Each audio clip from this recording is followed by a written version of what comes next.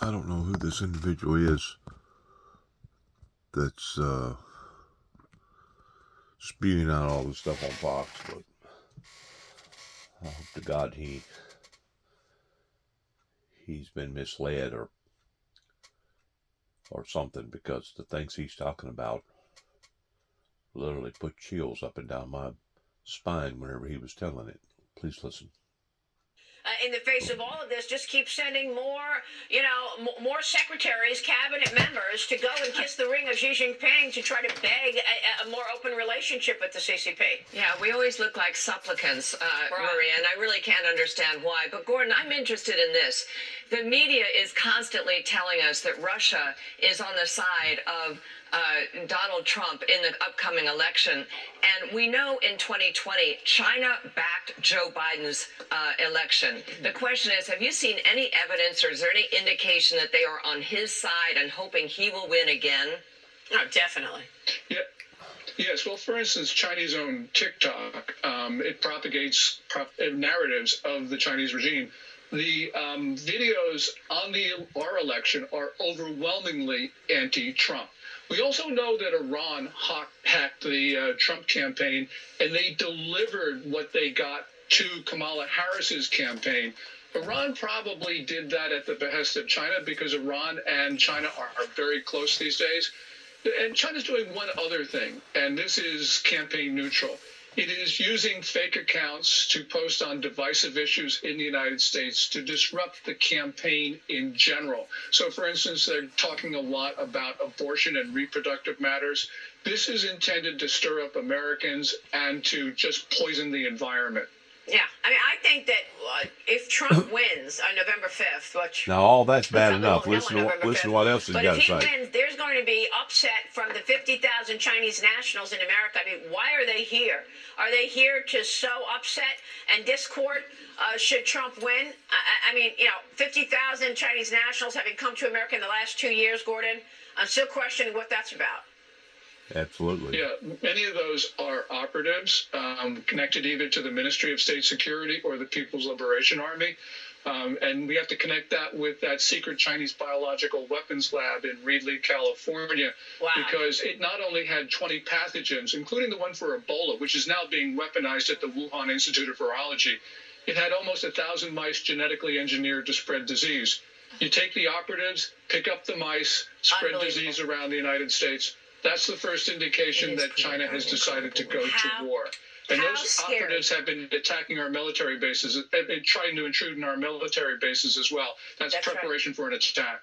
Wow, Gordon, this is just so incredible. You cannot write this. It's scary. And, 2 weeks ago, John Ratcliffe told me that the Democrats and China share the same goal. And that goal is stop Trump at any cost. We've got a spotlight on it for sure. Gordon, thanks very much for bringing your wealth of knowledge always to this program. We appreciate it. Gordon Chang on the Communist Party of China. Stay with us. We'll be right back. Boy, oh boy. What if you... Like I said, I hope that information is incorrect. She loves him. She'll take care of the girls, but ask him not to be a hero because she wants him back. And that was the last time she saw him. How were they? How was your sister? It's tough. My sister survived. They survived. They survived. My entire immediate family experienced October 7 and luckily survived. But luckily means that you have a hostage in the family. My sister is courageous. She's advocating every day for the release of her husband, for the release of all the hostages on the streets, on social media, with the press, with world leaders. And at the same time, she takes care of the two girls, Ronnie, who is now 3 years old, and yet she remembers everything from that day, and Alma, who is 1 year old. What does it mean to you when they say 4 in 10 Muslims don't believe it happened? I think it's a serious problem that there is denialism of one of the most televised and filmed massacre in human history. Exactly. That people are using their allegiances to a religion, to a nation, to a community, and weaponize it against Israelis and against Jews. I can't understand how someone can deny it, irrespective of their political opinions. When's the last time you had proof of life?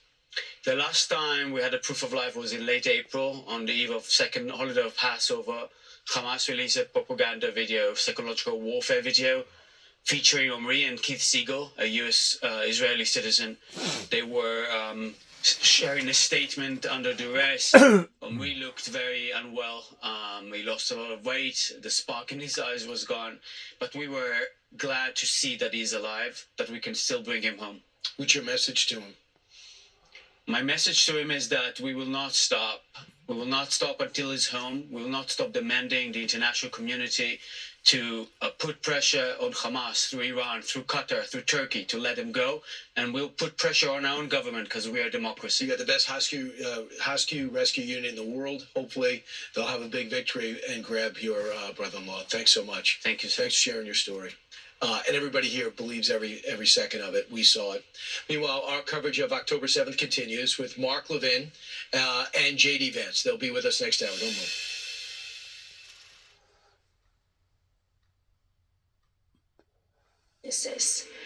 Whatever I did. First was a modeling business, fashion business, and later on here in the United States in 2010, I established, created my own business, Melania LLC, and had a successful run. I had a jewelry and timepieces collection on QVC network, was a big success.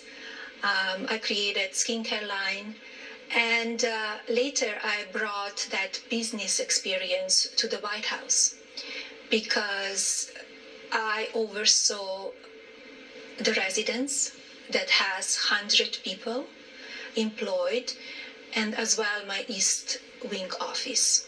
So I always approach the business and everything what I do very in detail.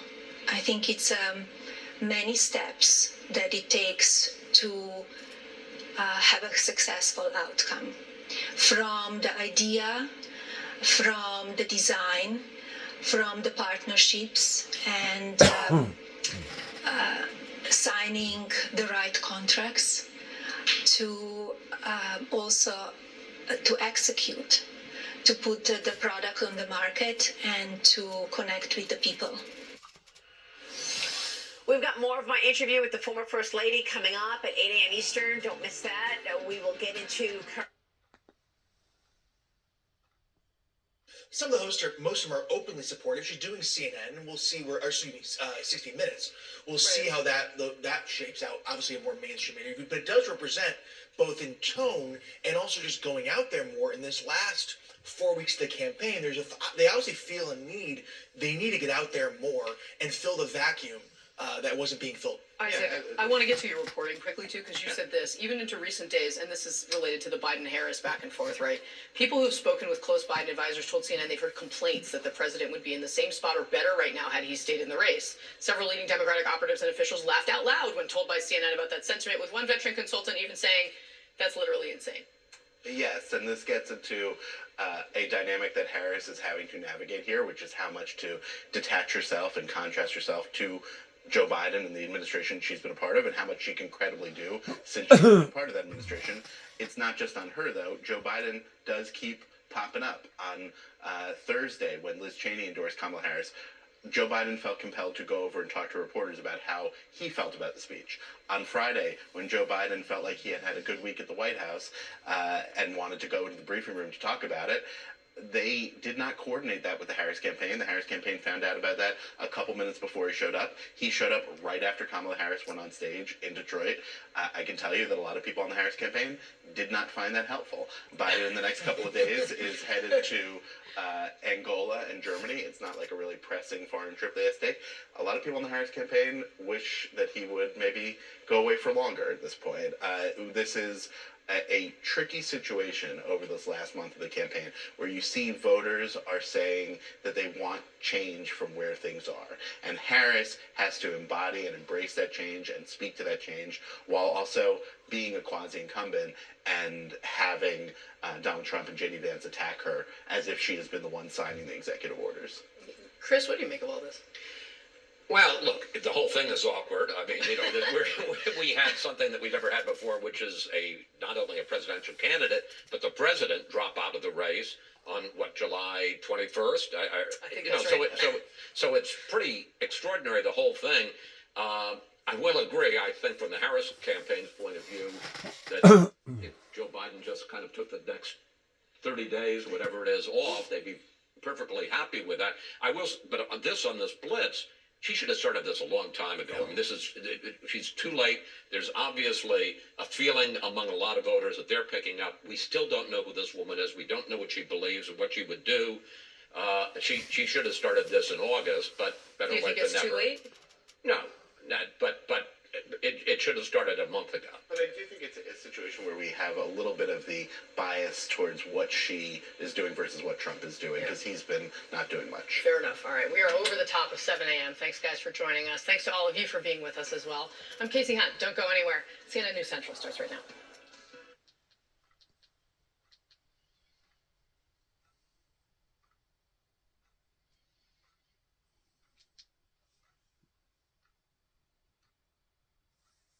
Projecting maximum sustained winds at landfall around 115 miles per hour.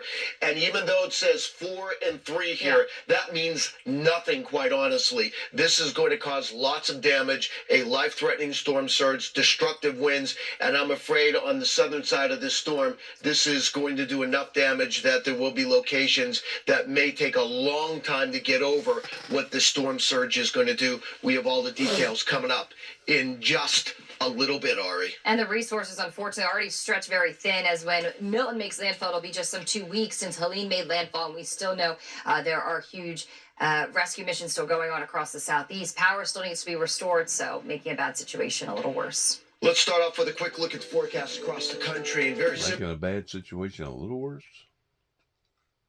Across the country. And I'd say making a bad situation a lot of worse.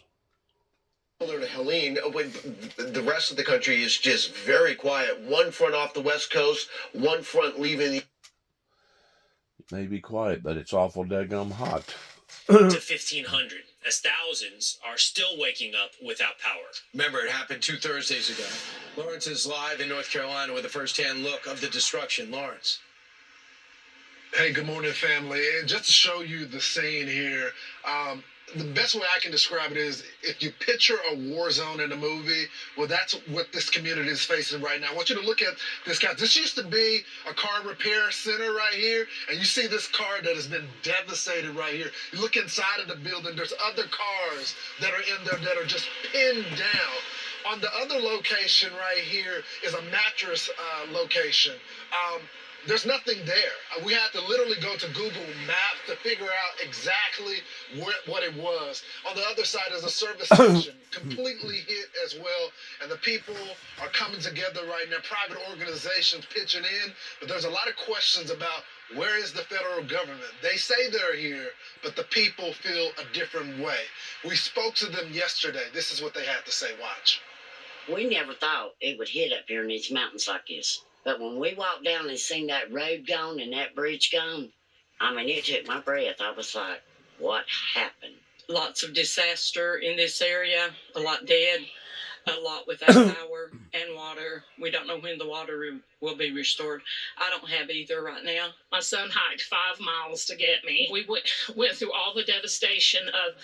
There were no roads. There were no homes. There was nothing. Just so much damage. It's been somewhat overwhelming. We feel like we're in a war zone. People have drove up and they saw what we've got, and they've just covered their face in their hands, sobbing that they were able to find something to eat, something for their babies. It's such an outreach from around the country. I mean, folks from all states coming in, and they're just helping us and bringing supplies in, truckload after truckload. I think that our government can do more, because we're going to need the help. There's roads gone. There's, it's going to take a lot to rebuild us. There's so much more that could be done, and giving us $750 if you can even apply for it is ridiculous. And I've only heard of a handful of people getting approved. $750 isn't going to do anything even if you do get approved. Not with the damage we're seeing, not with the hurting that people are going through right now. Where is the help for Western North Carolina? we can send billions to Ukraine and we can't help Western North Carolina. That's our money. We pay it in, we work, and we should receive some benefit from the government with our own money. It's just not right. The people of Western North Carolina that are hit hard should not be suffering like this. I don't think she's doing enough. And I don't think Biden's doing enough either. I'm sorry, I don't. Everybody I talk to, it's pretty much a slap in the face. We're not getting the support from her, from the president, the sitting president. We're just kind of having to suffer through it and figure it out on our own. I would say to Kamala Harris, this tragedy did not happen in a nice neighborhood downtown Asheville. Step out, get your rain boots on, get your mud boots on, your gloves on, and go out there and walk through what I hiked through for 2.5 miles to get back to Asheville, to get back to my family. You hike it. Then you tell me what it's like. You step it up. You're up your game. As you can see, the frustration, the passion from those residents. Let's bring in Carson and Sarah, the pastors at One Focus Church.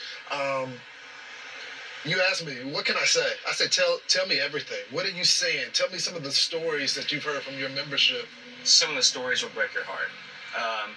Yesterday we met as a congregation and we just cried a lot of the time. I mean, we have congregation members that have found bodies in mud, wrapped around trees, trapped in. It's heartbreaking. It's heartbreaking. But I think one of the most amazing things that we've seen that's just blown us all away is how the community, people that live here, are walking, getting in their vehicles, getting in their ATVs, getting in their 4x4s, and they're literally taking balls of water and handing to people saying, what do you need? How can we help you? They have chainsaws that they're just carrying with them, chopping stuff, going through creeks, going through rivers, just getting to people. You know, I asked, you, this Carson and Sarah as well, who's getting these bodies? Are these the government officials that are cutting people down? And y'all said the people. People are doing this. The stories we've heard, it's been individuals. It might just be a couple of friends and buddies that have gotten together and gone out and tried to be helpful and help with recovery efforts and everything. And they've literally just gone and pulled bodies out of the debris. How bad is it here? I mean, when people see it on national media and they hear the stories, they say, oh, this was a week ago, everybody's in place, things are getting better. We still have a lot of people without power, without cell phone, without, and that's one of the biggest things is we couldn't communicate with anybody. For 4 days? Yes. We still can't at our house. It's still super spotty. And yesterday at the church, which is just right over here, we just were able to make telephone calls with Verizon Wireless. Yesterday at about close to noon, we were able to make some phone calls, but we weren't even able. It was hard for us to even set up supplies and get things because we couldn't even talk to each other. We were trying to figure out, do we have any of the CB walkie-talkies anywhere? Yeah, coordination was difficult, but what was incredible was people were doing by word of mouth. They were saying, I'll be back. Let me go down the road, get you something, and I'll be back. What do y'all need right now? As this is, I've been impressed with the churches that have stepped up. You got Samaritan Purse that are on the ground, the helicopters in the air. But how can we help? I think one of the things we've been blessed and overwhelmed with the amount of people locally, nationally. I mean, we have people from Oklahoma, up north, down south, Florida that are contacting us trying to figure out what we need. Have already sent supplies and everything, are making deliveries daily, if not multiple times a day. I think one of the big things is to remember that it's super easy for the rest of the world to start to move on after you hear a story for a couple days. Becomes old news. This isn't going to be old news. This is going to be lingering for a long time. And the people here, water. A lot of people, some people have well water, but a lot of people are on city water. Could very well be months before city water, because the infrastructure was hurt so bad, before it's up and running. So this is going to be something that can't be fixed within a week or two with some donations. This is going to take a long time. So I think to not be forgotten about, and that help is still going to be needed going forward. Carson, for quite a while. Thank y'all so much for giving me some time. We're going to be praying for you guys. We'll be on the ground as long as we need to be to make sure your story is covered. Thank you so much. Thank you so much. And guys, this is something that we continue to hear about the response. Just local good folks, Christian organization stepping up. It just seems to be a little void when it comes to the response from the federal government, guys. But the people are still going to be here. Yep. Thanks so much, Lawrence. I know you have Senator Ted Budd coming up shortly, so he'll be with you talking about that response. I spoke to a guy, Jonathan Howard, who has his own private helicopter, along with a benefactor over in Florida, National Guardsman over in Florida, and he says that FEMA couldn't get there. They had no helicopters. So he was going in personally on his own, and there were a lot of people that on the government side said, you can't do this, you can't do that. So it was stopping a lot of Good Samaritans from doing what they had to do, and some people are not accessible without choppers. Why you wait a week to call the military? I have not heard a good answer on that. I just don't know how that wouldn't be the first option. I agree. Called in the National Guard, 1,000 troops. At the end of last week, we were reporting it on Thursday or Friday. Yeah. This was a week after the hurricane had hit. I do know there are a lot of volunteers there, and FEMA has sent a good bit of money to all of these states.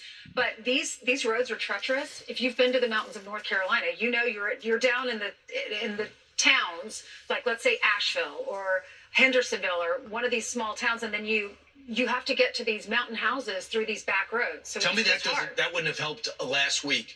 Right after he was done with his vacation, you don't want to interrupt his weekend at Rehoboth. But then on Monday, you just call up the 82nd Airborne and say, guys, do you got some material and some Blackhawks laying around? Because there's a whole bunch of people in the mountains drowning. Yeah. That would have helped. But and we're 4 days later, they do. Brian, we're focusing on North Carolina, which was the hardest hit. But Georgia was also hit. We saw Florida. Florida was hit with Hurricane Helene. People that we've talked to in Tampa, houses were flooded. Houses were burned. 3 houses on one lady I was talking to, her street burned. So they're dealing with it, and they're about to get hit again with this new hurricane that's coming through in Wednesday or Thursday. So I was watching you on Saturday morning. Already people were streaming into the Butler rally when Pete was down there. Saturday morning. They started Friday night. Incredible turnout, as Brian mentioned, in Butler, Pennsylvania, for the 3-month return after his first assassination attempt of Donald Trump to Butler, Pennsylvania. He talked about some of the things we're discussing here today. What should you expect from your government? And it's not too much to ask. One could argue it's the purpose of your government to put Americans first. Watch. From this day forward, we will always put America first, and we will take back and save the United States. November 5th, Election Day, will be the most important day in the history of our country. And together with the great people of Pennsylvania, we will make America powerful again. We will make America wealthy again. We will make America healthy again. We will make America strong again. We will make America proud again. We will make America safe again. And we will make America great again. And Elon Musk also. Look at that crowd. I mean, thousands. What? The New York Post yesterday said 20,000. There's no way that's 20. That's got to be like 60. I would think so too. I also read another article. It was 100,000. So I don't know what the true number is, but look at that. It's a lot. Elon Musk was also there. He has endorsed Trump. He endorsed Trump just a few minutes after this first assassination attempt a few months ago in Butler. So he felt it was important to go. Look at his shirt. His shirt says "Occupy Mars," and his hat is a MAGA hat. He could do that. Actually, he's probably the only one on earth. He might do that. All right, listen to his speech. The true test of someone's character is how they behave under fire. And we had one president who couldn't climb a flight of stairs, and another who was fist pumping after getting shot. Fight, fight, fight! I think it's the most important election of our lifetime. This is no ordinary election. The other side wants to take away your freedom of speech. You must have free speech in order to have democracy. That's why it's the First Amendment. Amen. And the Second Amendment is there to ensure that we have the First Amendment. President Trump must win to preserve the Constitution. He must win to preserve democracy in America. So that's a line, obviously, that we've all become familiar with. It's been I don't know how many years old now. Save democracy, right? What we need savior from is from the saviors of democracy. The saviors of democracy are willing to burn down the tenets, the principles, the foundations of our constitutional republic in order to, quote unquote, save democracy. And Elon Musk points to free speech. We have never seen in our lifetime a political party embrace the concept of censorship openly the way we are today with Democrats. John Kerry a week ago said it stands in the way of getting things done. Joe Biden has talked about it. Kamala Harris has talked about it. Hillary Clinton just on Saturday of this weekend said it. And Tim Walz said it from the stage of the debate, that misinformation and hate speech are not protected under the First Amendment. Well, he's wrong. That is misinformation. They are protected. But finally, Tim Walz went on for one of the two people on their ticket, an adversarial venue. He went on Fox News Sunday with Shannon Bream, and he was confronted with his misinformation, his false statements. Here's what he had to say. I will own up when I misspeak. I will own up when I make a mistake. My constituents here in Minnesota have elected me 8 times. They know where I'm at, and I'm proud to be on the ticket, and we'll deliver just like we have here in Minnesota. Wall Street Journal says this after you were chosen to join the ticket. As the Democratic governor of Minnesota, Tim Walz signed into law initiatives allowing immigrants in the country illegally to apply for driver's licenses, qualify for free tuition at state universities, and enroll in the state's free health care program for low-income residents. Are those not magnets to draw people here, many times on dangerous journeys for themselves? And why should your taxpayers in Minnesota or across the states pay for those programs? Well, that's not the vice president's position, but I will say this. Minnesota ranks as a top 5 business state. We rank as a top 3 state for children living, and we're the top state for healthcare access. I would also add this. We also have some of the safest roads. Well, that's good. So he's trying to say my policies are not Kamala Harris's policies. He had no answer when it comes to full-term abortion. You can get an abortion after the 9th month. She put it on a full screen. She says, this is your law. And he said, well, that's not true. What are you talking about? It's not true. I thought you were going to own up to everything. It was put to you by J.D. Vance. He said, answer the question. He didn't. And then it was put to her by Shannon Bream. She didn't. Here's the story. And it was over the weekend. It's coming out in multiple areas.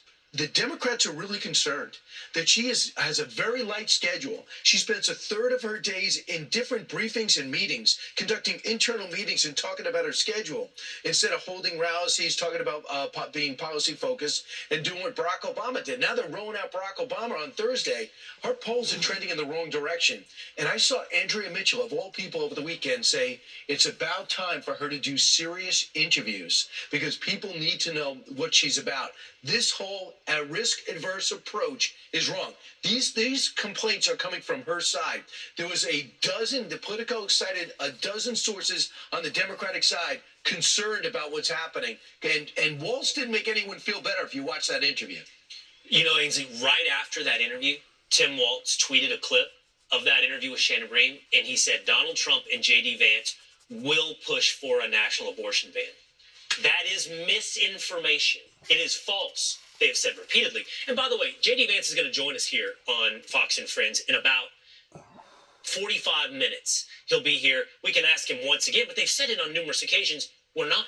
We're not doing that. And he is fine with, I'll repeat and repeat and repeat the lie. Right. They're spreading so much misinformation. I was watching, I talked about this on Friday, a commercial that's always on this morning show that I watch that's live while I'm getting ready to come here in the morning. And it's a commercial about this military mom who says, we're trying to do IVF, we want to get pregnant, and we move around state to state because I'm married to a man in the military, and Donald Trump is going to take that right away from us in different states. And Donald Trump is not going to do that. He's been pro-IVF. He's not going to take that away from moms. I would say so many of the people in all of our families have been born because of this beautiful blessing of IVF. So he's said time and time again, I'm not against that. But to talk about Kamala Harris doing serious interviews tomorrow, Brian, she's going to be on The View, Howard Stern, and Stephen Colbert. Friendly interviews. A lot of times she blows them too. Right. So anything could happen. Her prompter stopped on Friday, and she kept repeating the same 32 days 4 or 5 times. But yet the front page of the New York Times last night, and maybe it's today's, that just broke last night, is Donald Trump mentally okay?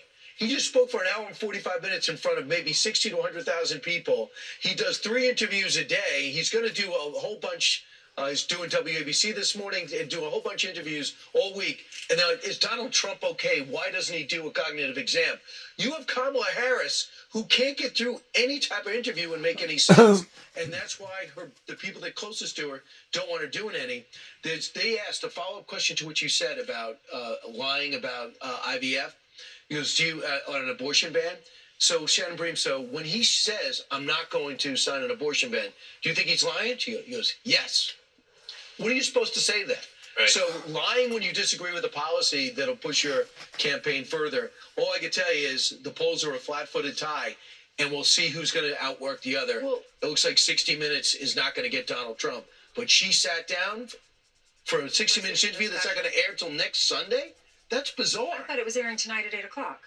It's airing Monday? They aired a clip. Oh. They aired a clip last night. Oh, because you expect 60 Minutes to be a Sunday show. Yeah. They're going to air it tonight as a special. Okay, because it was a music award show. I was waiting for that interview. Yeah, but did you notice that Tim Walz didn't answer Shannon's question? She was asking about illegal immigrants coming to your state. You're giving them free health care. You're giving them free college tuition. Meanwhile, our neighbors down in North Carolina need help, but he's willing to do that. But he says, no, that's good for Minnesota, but not good for the country. He said, well, Minnesota, we're great with children. We're great with health care. We're number one. And right. That didn't answer the question. Right. Ainsley, you rattled them off. Colbert, The View, Howard Stern. And the other one she did, which is out now, is she did the Call Her Daddy podcast. Here's a bit. I'm feeling great. And I'm feeling nervous. You know, there's this old adage, there are only two ways to run. Without an opponent or scared. So there you go. I think you and your listeners have really got this thing right, which is one of the best ways to communicate with people is to be real.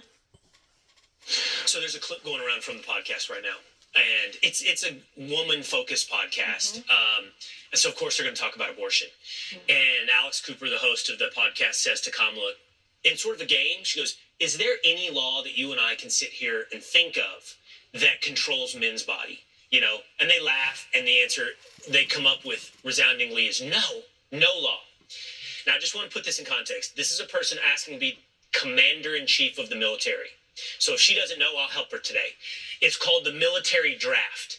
Yes, there are laws that have controlled men's body, put their life on the line, and millions have died for this country. And, you know, we don't need to compare that to abortion, but I'm saying the person asking to be commander-in-chief, that might be top of mind. You're in charge of all of those men that you should send off to war. You might want to be able to come up with that answer and not laugh it off. Right. Good point. Yeah, I think that's a great point. I also think that when you're looking right now with 29 days out, almost every battleground state is virtually tied. It's Arizona, Trump is up. If you look at Georgia, Trump is up. North Carolina looks tie. Pennsylvania's a tie. 1 point lead in Wisconsin and Michigan. Closest election since 2000. But just keep in mind, Trump always underpolls. The one thing, and no one denies this, 2016 and 2020, he overperformed his polls. So that's why it's important to go out and vote and register all your friends. Make sure your friends go out and vote. This is going to be a close one. Right.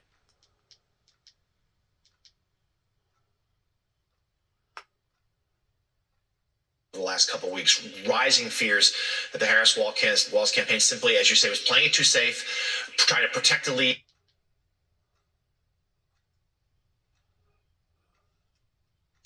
What will attract new industry?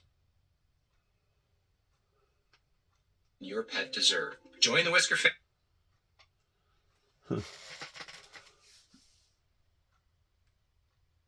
You can get your own from physicians. All right, that's going to do us for this particular video. There may be something on Newsmax. Let me see here. That is setting its sights not only against Israel. They don't only burn Israeli flags, they burn U.S. flags. History will show that Israel is going to survive. We've survived 3,800 years. We'll survive this. But just like history shows what the Egyptian pharaohs did to the slaves in Egypt, what nations stood by us and what nations don't, those words will probably come back to haunt him because we're going to win. Do you want to be on the side of good or do you want to be on the side of evil? Those comments are essentially trying to strip Israel of the ability to defend itself against a monstrous enemy. And I think it is shameful. Yeah, we continue to see our current president, Biden, try to tell Benjamin Netanyahu how he should fight his own war, how he should defend his own country. When he was asked last week if Israel should hit Iran's nuclear sites, President Biden said no. What do you make of this? And what do you make of the current rhetoric of this administration? Look, I'm not on the political side, and I can tell you as a military person, I know that the United States is Israel's best friend. Our weapons and our armaments and our relationship with the United States Army is as high as ever. However, I think few armies in the world have been told as many times as Israel has been told over the last 12 months that they cannot win this war against evil as Israel has. We were told we could not manage to engage Hamas in northern Gaza because of the civilians and how they were embedded. And within 2 months, we moved 1.8 civilians out of the way and destroyed Hamas. We were told we couldn't go into the Rafah corridor because of the civilians. We moved them within 17 days, as opposed to all predictions, including U.S. predictions, that it would take 3 months, and engaged Hamas and destroyed them. And now Iran. We are going to act on our own behalf. We are not the pre-Holocaust generation where we have to act according to what everyone else tells us. Israel has a spine. We'll act to defend our own people. And the United States are our closest friends. And I think ultimately the United States will support whatever action Israel does. All right. Major Spielman, thank you so much for joining us. Really appreciate it. Thank you, Christine. Thank you, Sherry. It's an honor. And I appreciate Newsmax so much for remembering us at this time. Absolutely. Thank you. Well, since the October 7th terror attacks, protests have been taking place across the United States. When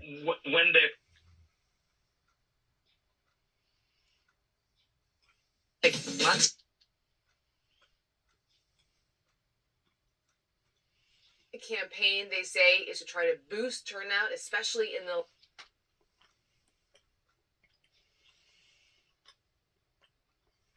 Just 25.